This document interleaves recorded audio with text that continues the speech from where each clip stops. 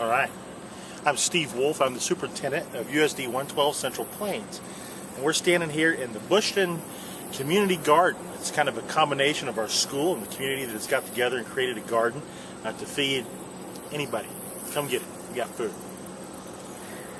And a little bit about the types of, since we can't see it all on camera here. Well, you know, we start off, everybody loves tomatoes. They talk about that being a gateway fruit and vegetable, and so we started with a ton of tomatoes, and we started building boxes to be able to grow vegetables in, and you'll see some of the boxes on the film.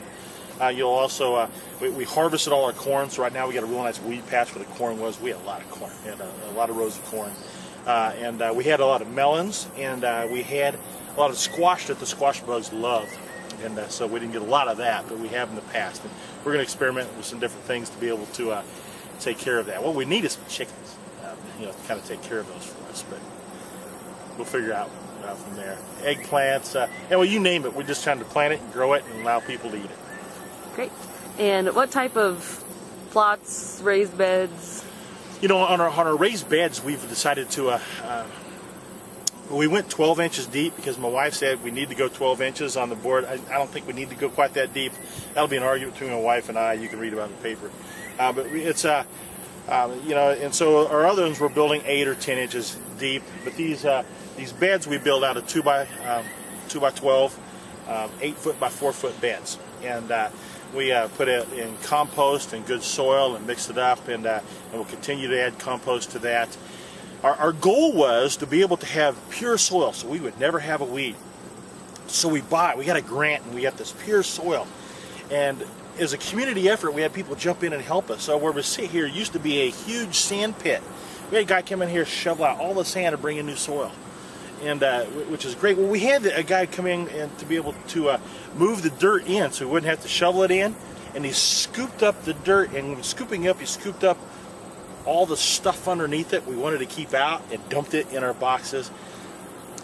It saved us a lot of work, but we got some work, a little work weeding, not quite as bad. But anytime you're a community effort, you have to be able to accept the good, the bad, and the ugly, and realize everybody's trying to do the best they can. And so we got these boxes, and we started planting them and watering them, and they were really a novelty to the community. No one had ever seen boxes like this, and now you can drive around the community and you see these beautiful boxes. People went home and they started making their own boxes to be able to grow vegetables in, and so we're going to grow with that concept. We put in 8 of them this year. We'll try to add at least another 8 a year for a while at this garden, and we're going to try to do the same. And we've got boxes already built at the schools in our district, so the kids can fill them with good soil and good compost, and they can have the gardens and be able to eat their fruits and vegetables. The fruits come here, the tomatoes here. You'll see the FACS classes come down, and they'll be cooking with these. They'll be cooking with other things that they harvest out of here from our schools as well. You'll see the lunch program that'll be on the salad bars that we have. The FACS classes last year was funny. The high school came down and they harvested a bunch of stuff, took it back, and they learned canning, which I think is an awesome skill. And they canned hundreds of cans of jars of pizza sauce and 100 jars or more of salsa. They took it to the football game, started selling it to raise money for their FCCLA. And they came down here and learned a way that they could make some money. They learned about how to store and save food. They learned where the food comes from. They harvested the food. That particular group wasn't involved in planting or watering, but they came down and helped us out by harvesting it and putting it to good use. And that's what we want. We want our kids to be able to do this, to be able to have this skill. When times get rough later in life, that they'll be able to take care of those things for their family, for themselves. And we think it's an important skill, as a lot of things that we teach our kids that are important for them as well. Great. And you mentioned the compost. Talked a little about pile container, how you... Yeah, composting is kind of interesting. The composters we have, these barrel, they're cool because you can roll them, and kids love that. And they're really neat, and they're great to have, and you put a little agent in to get the compost going a little bit. And it's something we can use, and it's important for them to know that you can recycle. You don't have to dump everything in a trash can and it magically disappears by the trash truck that drives by. That being said, you don't necessarily need a big barrel. That is kind of get them interested, and so they can see and they can play. You can get your compost pile going about anywhere. You can fence it off, pile it in, mix it around a little bit, and you can grow soil. And we're going to do some of that as well. But the composters are there to grab the attention of kids and to grab the attention of people to realize we can take what we have left over and make it into something very, very useful. And the composting, we had a grant from Waste Management, and they helped pay for a lot of the initial stuff. A lot of the beds you see, our big rototiller, our composters for here. We got one of the grant for a Holyrood. Those are things that we thought were really important to be able to get a hold of to grab people's imagination, and we're really thankful to Waste Management for that. This year we got a grant from PTA and Lowe's, and it's going to be able to take things to another level. Increase this one, be able to do more at our schools, and hopefully be able to get some fruit trees going as well. That's one of the things we want to try to find some perennials that we can run with, rather than just having just stuff that are harvested during gardening season. All right. And how did you get it started as far as funding or approvals, and who you had to work with to do that? You know, you're missing the hero that's here. I told her she should be down here. She didn't go to work till noon today. Maybe I should go wake her up. It's my wife, and she really has a heart for people, and realized we have people in our community that are going hungry, and we see it, the poverty, and so she thought, wouldn't it be cool to be able to do a big community garden? So we had no land, no nothing, and so we went to the city, and they said that'd be a good idea. So they found us a plot of land. The gentleman that donated this land for us to use, he still owns it, but he doesn't have to pay taxes on it through the city because it's for his city use, and he's very excited about this. He has a nice shed for us to be able to put our stuff in. He comes down and works it. He was arranging to get rid of sand and bring in dirt. Just an excited guy for what we were doing. The city donated the water, so we don't have to worry. We try to conserve and do the best we can with the water, but we don't have to pay for the water. The school has allowed us to transport kids here. Being the superintendent, I can kind of make that call, and so that's helpful. And be involved in this process as well as we start here and work out to our schools. Our school district is fairly large. If you start in the east corner of our school district and drive to the northwest at 65 miles an hour, you're going to drive an hour to get from one end to the other. And so big, beautiful district, but we got to spread these throughout the district. One of the things we're trying to do the best we can with is be as organic as possible. We've not put any chemical on anything. We've lost some things in the process, but we've been extremely blessed. We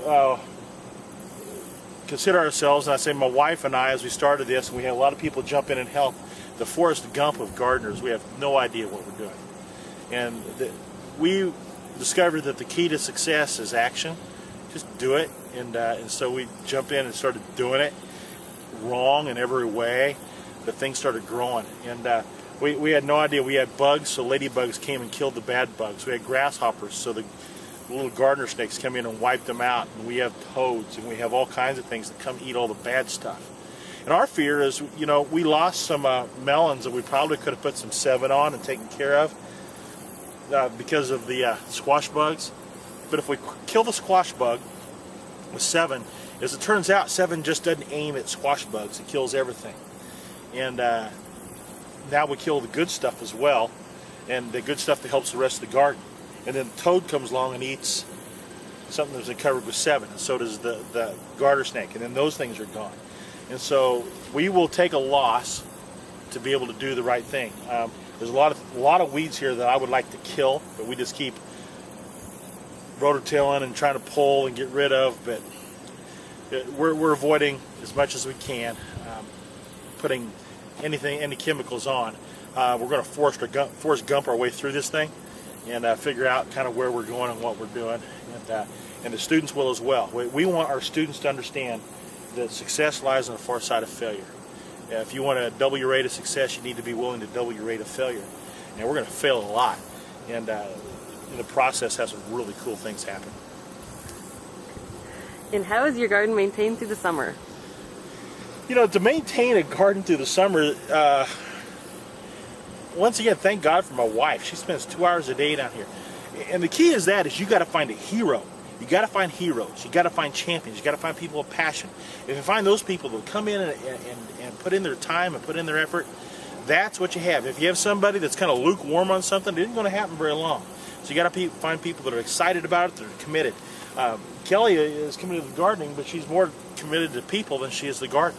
And every time she's working down here in the summer when there's no kids and nobody around to help, or I'm off doing whatever superintendents do, she's putting in time thinking about people, not so much about the vegetables. And so when we saw Karen walk by here, she's thinking about Karen. And she's thinking about some of our older population that may not be eating so well. She's thinking about the kids down the street that they got to that last week before that welfare check comes in. What do I eat that week? Because the money's gone. And so that's what you think about. You got to find people that are passionate, love people, love to work the land. And if you do that, you're good to go in the summer. If you don't have that in the summer, you can have a really nice weed patch. And some tomatoes will grow up in there anyway. And I know you talked about this a little bit already, but I'm going to ask you again. The benefits you've seen to the students in school and to the community, and as well as challenges and how you've overcome them. You know, I think we're just seeing the very tip of the iceberg on benefits of this. And as we get them back in right next to the school buildings, that'll help us a whole lot more. I'm extremely jealous of places like Prairie Moon and Lawrence having the Merc there to put together this unbelievable garden. We're not the Merc, and we love them, but holy cow, is that amazing? And so the benefits we're seeing is we see, like, there's and you'll see a film of it, the 4th grade cabbage patch where they worked the soil and planted their cabbage and got it watered, got it ready to go. Well, during the summer we kind of had to take care of that. When they come back this fall, though, we'll be able to take that. The lettuce has pretty much all been harvested, but the cabbage, we're going to take that and work with that in our school lunch program. And they're going to eat their cabbage and harvest their cabbage, and it'll be a big deal. And you know what? It's kind of a neat thing, because now they'll try cabbage because they grew it. If we put cabbage out there that we got from the store, just that shipped in from the valleys of California, they're not eating cabbage. But they'll try it otherwise. And you'll see a lot of the other vegetables and things that are out there. The kids had a chance to be involved in working the soil and put it together. We're really thankful to a couple big high school kids to help put together our boards to be able to have our raised beds and have them around the district, and even the raised beds here. Tanner Woolf and Chris Woolf worked a lot on that and putting those together. And we had a lot of other kids come running around, and so we see the benefit. The kids can see the benefit. They see a harvest on their work, and what they're learning. A lot of times, at school, you can cram for a test, and you get results, and it goes on. It's kind of hard to cram for a garden, and it's a good lesson for life that you plant and you harvest and you work, and you don't harvest until you work, and you don't plant one day and harvest the next. And life is pretty much like that as well. You've got to take your bag of tools and go to work, and good things happen on the other end of what we're doing in life. And what kind of challenges you faced and how you've overcome those? The challenges I face in life in this garden, here, I'll show you. Can you follow me? I sure can. Right here. This guy. If we can figure out how to eat this, we're good to go. All this pigweed and stuff like that, that's our challenge, and we'll figure that out. But we have had such support from our community providing the water, support from the landowners to be able to have the land to come in and even make it better for us. That's huge. And another challenge we have is just our ignorance. Like I said, we're the Forrest Gump of gardeners, and we're learning as we go. We're trying some things that may be really dumb, but we may run into something that really works, and so we're working on that pretty hard. The other challenge would probably be the summer, and that's the question you get a lot. And the answer to that is simply passion and love. People that are passionate about what the garden and love people. And if they do that and be able to sacrifice some of their time that they could enjoy sitting on a porch, sipping a nice cold iced tea, maybe a little lemon in it, that sounds good. To sacrifice that time to be able to come down and do that.